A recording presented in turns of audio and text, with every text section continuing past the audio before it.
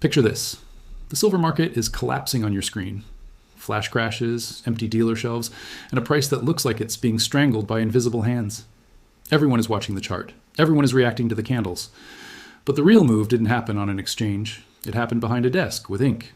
Because while traders were fighting for pennies, Washington quietly changed the rules of the entire game. And today, I'm going to show you exactly what that means, why it's terrifying for shorts, and why cheap silver has officially been reclassified as a national security problem. Before we go deep, do me a quick favor. Hit like if you want more breakdowns like this, and to drop a comment right now. Do you think the government will actually set a price floor for critical minerals, or is this just political theater? I read the comments because the crowd sees things the experts miss. Now let's begin where history split in two, Wednesday, January 14th, 2026. That is the day President Trump signed a proclamation under Section 232 of the Trade Expansion Act. Most people hear Section 232 and think tariffs, trade disputes, basic politics. But that's surface-level thinking. Section 232 is not normal policy. It's the government's emergency lever. It's the sentence that turns economics into strategy. It ends the moment a commodity stops being a market and becomes an asset the state must control. And what did the proclamation do? It framed America's dependence on foreign processed critical minerals as a direct threat to national security. Not a disadvantage, not a weakness, a threat. That word matters because in government language, threat unlocks powers. It justifies extraordinary intervention. It means the free market story ends the second the Pentagon enters the room. Now, here's the detail the mainstream will ignore. The line that should make every short seller sit up straight. The proclamation explicitly mentions minimum import prices, price floors, for specific critical minerals. Let that sit in your mind for a second. Minimum import prices. That isn't a normal sentence in a modern financial empire. For decades, the West operated like this. Low commodity prices are good, cheap metals mean a strong currency, and expensive gold or silver is an embarrassing signal that something is wrong. The entire post-1971 world was built on suppressing that signal. Silver and gold were treated like warning lights on a dashboard. If they rose, it meant the engine was overheating. So policymakers tried to keep them down, through paper markets, through futures dominance, through narrative control, through endless, "Don't worry, it's just speculation." But this proclamation flips the philosophy. It suggests the government is now worried that prices are too low, that cheap imports and volatility are destroying the ability to produce critical minerals domestically.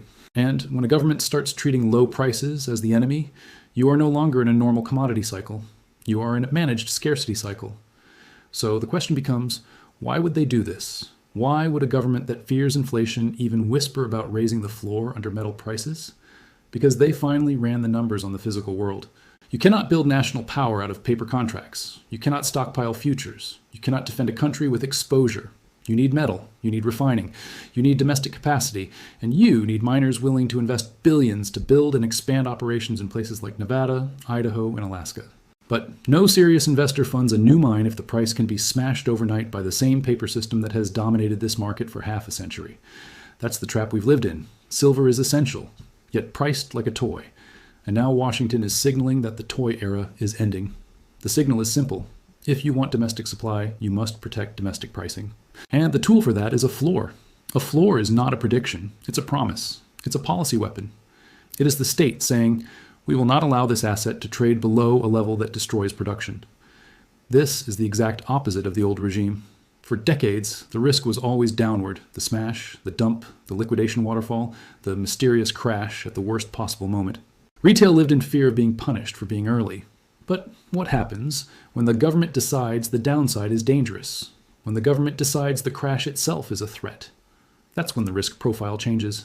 That when volatility stops being a feature and becomes a problem the state must eliminate. In the old world, silver's chart was entertainment for bankers. In the new world, silver's chart is a supply chain risk for generals. And generals don't gamble, they secure. So if you're wondering why this matters right now, it's because we are not debating a rumor or a headline, we are looking at a new framework. The proclamation draws a line between two eras. Before, silver was a speculative instrument controlled by financial actors. After, silver becomes strategic material tied to industrial policy and defense readiness. That's the core of today's deep dive. And in part two, we were going to expose the economic logic behind the pivot, the reason cheap silver quietly subsidized America, rivals, and why the only path to sovereignty is higher stable prices that make domestic mining possible. To understand why this proclamation is so explosive, you need to unlearn the most popular lie in modern economics. Lower prices are always better. That idea ruled Western policy for decades. It was simple, clean, and seductive. Keep commodities cheap, keep consumers happy, keep inflation hidden, keep markets euphoric. A strong dollar narrative needs subdued raw materials. And for a while, it looked like the system worked. Stocks went up, debt expanded, the financial sector grew powerful. But the bill didn't vanish. It was paid somewhere else in industrial decay, in strategic dependence, and a hollowed-out mining base. Here's the reality no one wants to admit. If you crush the price of a commodity long enough, you don't just save money, you destroy the industry that produces it. Mining is not like software. You can't patch it overnight. It takes years of exploration, years of permits, years of infrastructure, billions in capital, and a workforce trained for harsh conditions. And all of it depends on one thing: price stability high enough to justify the risk. If silver can drop 30% in a week because paper leverage decides it should, no board of directors signs a check for a new mine in a high-cost jurisdiction. Capital runs away, projects die, skills disappear, equipment rusts, exploration stops. That's what happened across much of the West. The mining engine didn't fail because the ground ran out of metal. It failed because the market stopped sending the signal to invest. And while the West starved its supply chain, the East did the opposite. China treated critical minerals like strategic infrastructure, not just profit opportunities. They invested through downturns. They subsidized production. They acquired resources globally while prices were low. They built the refining capacity. They built the processing pipelines. They built the industrial ecosystem around the metal. Now connect the dots. Every time the silver price was smashed in New York, it created a discount for foreign industry. A suppressed price is not neutral.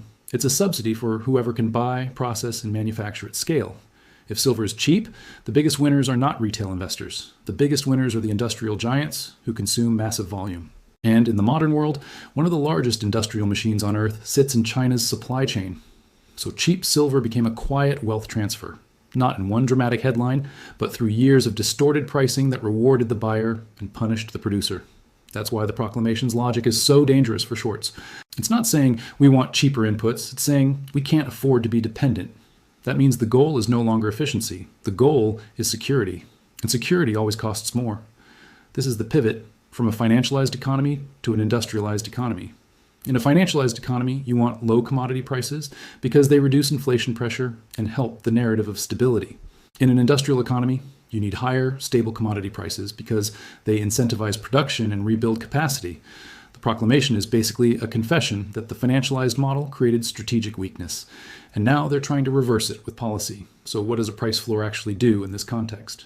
A price floor is like a government-sponsored insurance policy for producers. It's a put option written by the state. It tells miners, build the project, invest the billions, hire the workers. If the market drops below the survival level, we protect you. That one promise changes everything because it de-risks the industry. And once mining becomes investable again, supply security begins to return. But here's the part that gets even darker. If the government is serious, then volatility itself becomes unacceptable because volatility destroys planning.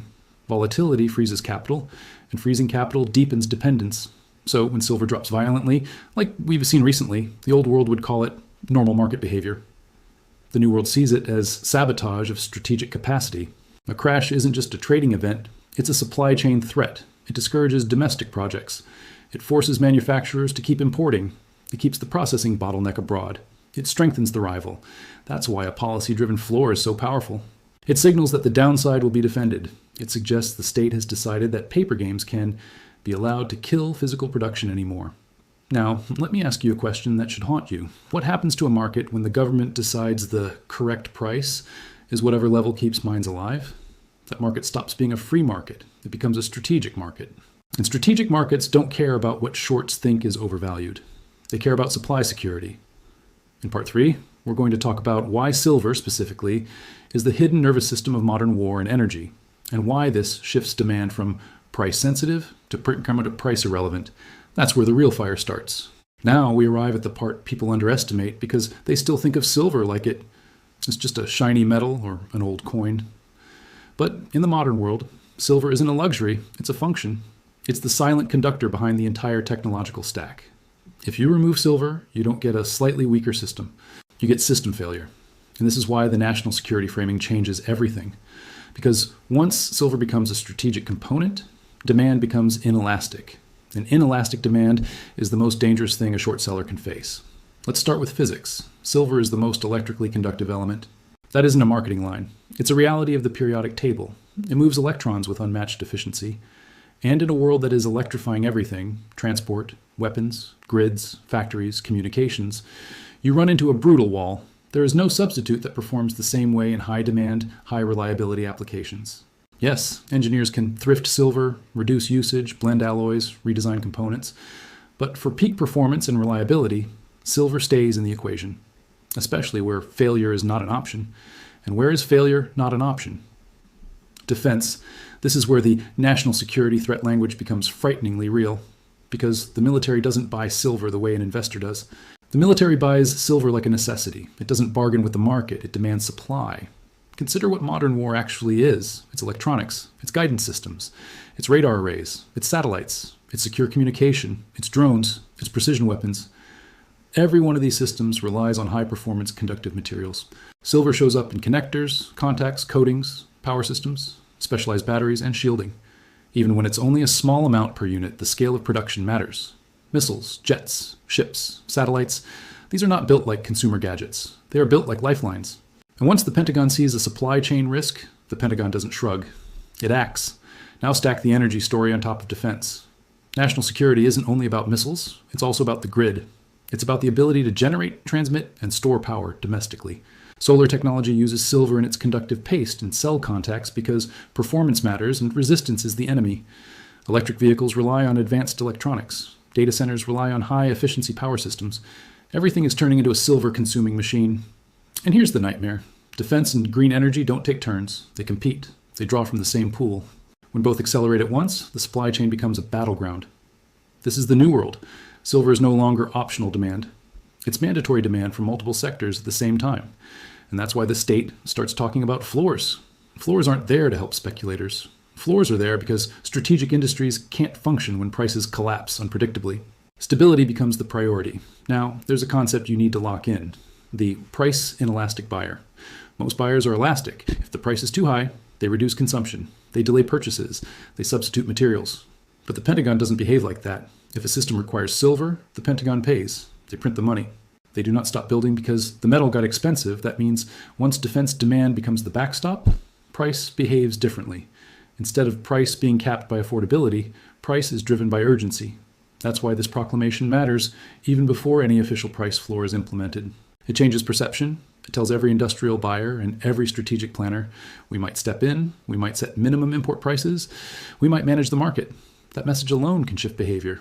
Suppliers become reluctant to sell cheap. Buyers become aggressive. Investors reframe the asset from trade to position. And shorts become exposed to political risk, not just market risk. Because here's the dirty secret. You can fight a chart. You cannot fight a policy objective. When a government decides a commodity must be available domestically, it will pay whatever it takes. It will use tariffs, quotas, minimum prices, subsidies, stockpiles, procurement programs, even emergency powers. And those actions don't care about technical indicators. They care about supply. So if you're thinking, okay, this sounds huge, but when does it actually hit the market? That's the next piece. Because executive orders and proclamations come with timelines, deadlines, countdown clocks. And this one points to a specific date that matters more than most people realize. In part 4, we're going to talk about the 180-day window, the July 13th, 2026 deadline, and why markets move before deadlines, not after. Here's where the story turns from theory into a countdown. The proclamation isn't just a statement. It sets a timeline, a negotiation period, a window where the government engages trading partners, evaluates supply chains, and prepares remedies. The number that matters is 180 days. If we count forward from January 14th, 2026, we land on July 13th, 2026. That's the checkpoint. The moment where negotiations could conclude and the government could implement the alternative remedies it hinted at: tariffs, quotas, and most importantly, minimum import prices. Now, for the average person, July sounds far away. They see daily volatility and think they have all the time in the world. But markets don't operate on the deadline. Markets operate on expectation. Smart money front runs. It always has. If the market believes that by mid-July, the U.S. could introduce mechanisms that protect critical mineral pricing, what do you think happens to supply behavior in January, February, March? Sellers get cautious, buyers get urgent, and the price starts pulling forward that future reality. This is why the current volatility is so deceptive. A sharp drop doesn't disprove the thesis. It might be the final shakeout before policy becomes dominant. Think about the psychology. If you believe a floor could be coming, you stop selling into weakness. You stop dumping inventory at paper prices. You wait. You pull metal off the market. And when enough sellers do that, scarcity shows up fast. Meanwhile, industrial buyers and strategic buyers don't want to be caught late. They don't even want to be the person paying the new regime price when they could have secured inventory earlier. So the incentive becomes front-running the shift. That's the dynamic. Policy doesn't have to be active to influence behavior. It only needs to be credible.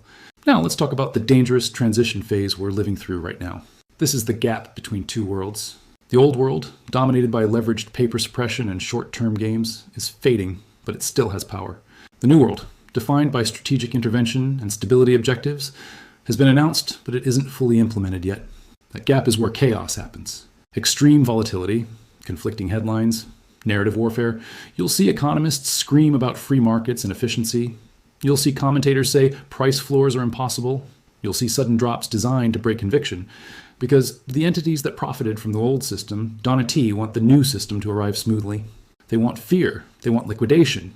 They want weak hands to hand over positions before the policy reality locks in.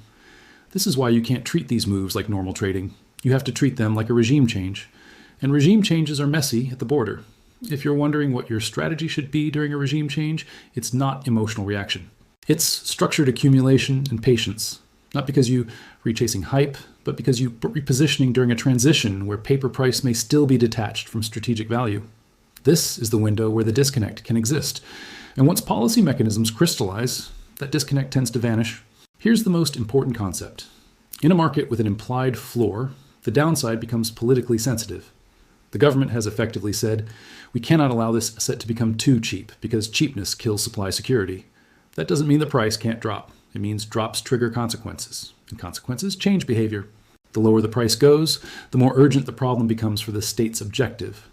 Paradoxically, deep drops can accelerate intervention because they increase the gap between domestic viability and foreign advantage. That's why a drop can be a bear trap. The old world sees it as weakness. The new world sees it as unacceptable damage to a strategic plan. Now, I want to bring you into the conversation for a second. Comment this. Do you think July 13th becomes the official moment? Or do you think the market prices it in long before then? I'm curious because this is one of those moments where the crowd's intuition is sometimes sharper than Wall Street models. And if you've made it this far, hit like, because you're not watching entertainment, you're studying the shift of an entire system. Now in part 5, we're going to bring it all together into the final verdict. What this means for Silver Yes identity, what sovereignty pricing looks like, and why once the discount window closes, it may never open again. So now we can see the full shape of the monster. This isn't just a silver story, it's a sovereignty story.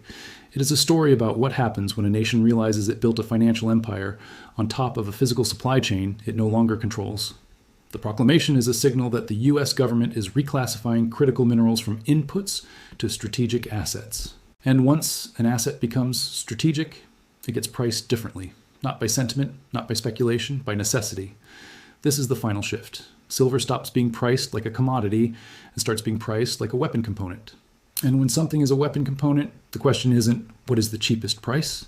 The question is what is the price that guarantees supply?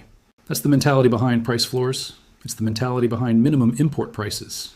It's the mentality behind re-industrialization. And that's why the phrase national security threat is not drama. It enters the legal door into a controlled market. Let's tie together the three forces driving this change. First, the market dysfunction. Flash crashes, dealer shortages, arbitrage gaps, paper volatility. A system that clearly doesn't reflect physical stress properly. Second, the economic failure of suppression. Cheap silver destroyed domestic mining incentives and quietly subsidized foreign industrial dominance. Third, the strategic imperative. Defense and energy require real metal, stable supply, and domestic capacity. When these three forces align, the market becomes unstable in the old sense, but stable in the new sense. Because the state is forced to act. That's why the proclamation matters even if the floor isn't announced yet. It is the state acknowledging the old framework is broken. Now, let's talk about what happens next, because this is where most people make their mistake. They wait for confirmation. They wait for the official press conference. They wait for the policy headline that makes it obvious. But markets punish that behavior. The moment something becomes obvious is usually the moment it becomes expensive. The pricing happens in anticipation. That's how smart money survives.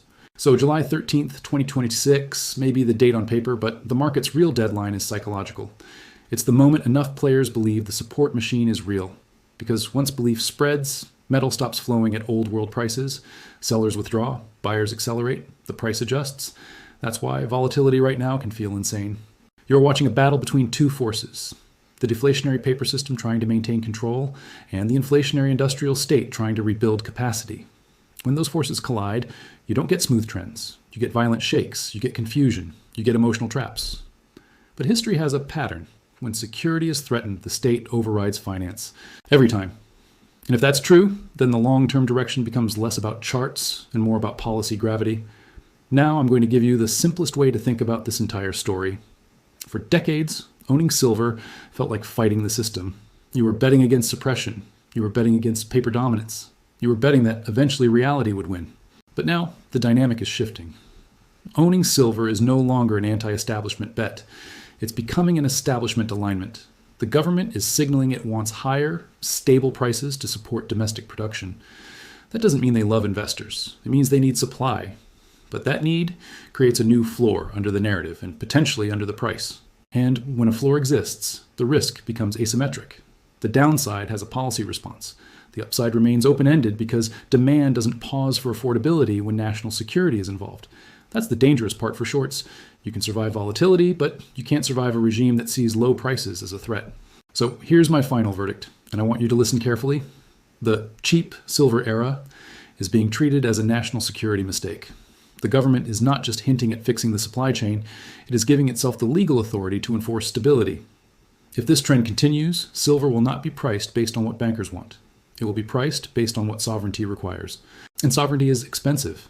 Now I want you to do one last thing for me. Comment below with your prediction. Do you think we'll see an official minimum import price announced before July? Or do you think the market forces the issue earlier through shortages and spreads?